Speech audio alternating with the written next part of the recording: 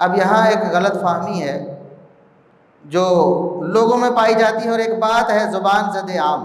جب اللہ رب العزت پر حسن ظن کی بات ہوتی ہے، اللہ کی رحمت، محبت اور شفقت کی بات ہوتی ہے، تو لوگ عام طور پر یہ بات کہتے ہیں کہ اللہ رب العزت تو 70 ماؤں سے زیادہ پیار کرتا ہے اپنے بندے سے۔ یہ بات قطعاً غلط ہے، نہ تو محمد الرسول اللہ صلی اللہ علیہ وسلم نے یہ فرمائی ہے، آپ صلی اللہ علیہ وسلم سے ثابت نہیں۔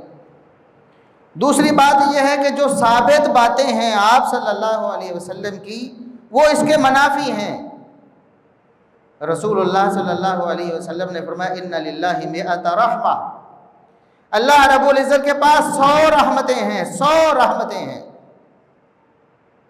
ان 100 رحمتوں میں سے ایک رحمت اللہ رب العزت نے پوری دنیا میں تقسیم کر دی ہے،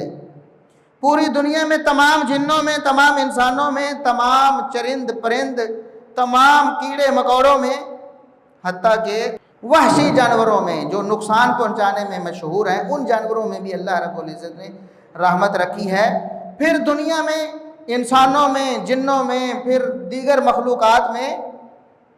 بہن بھائیوں کی محبت بھی اسی میں شامل ہے، رشتہ داروں کی محبت بھی اسی میں شامل ہے، ماؤں کی محبت، باپوں کی محبت اسی میں شامل ہے۔ دنیا میں کتنے اربوں خربوں، بلکہ ہماری گنتی سے بہت زیادہ، ہماری سوچ سے بھی بہت زیادہ مخلوقات ہیں، ان کی انواع و اقسام بھی ہماری گنتی میں نہیں آتی، ان کے افراد کتنے ہوں، پھر ان میں کتنے باپ کتنی مائیں ہیں۔ رسول اللہ صلی اللہ علیہ وسلم نے فرمایا اللہ کی رحمت اور شفقت اور محبت کا اندازہ لگائیں کہ اتنی بڑی مخلوق ہے اللہ رب العزت کی، سب میں اللہ نے ایک رحمت کو تقسیم کی، ایک رحمت کا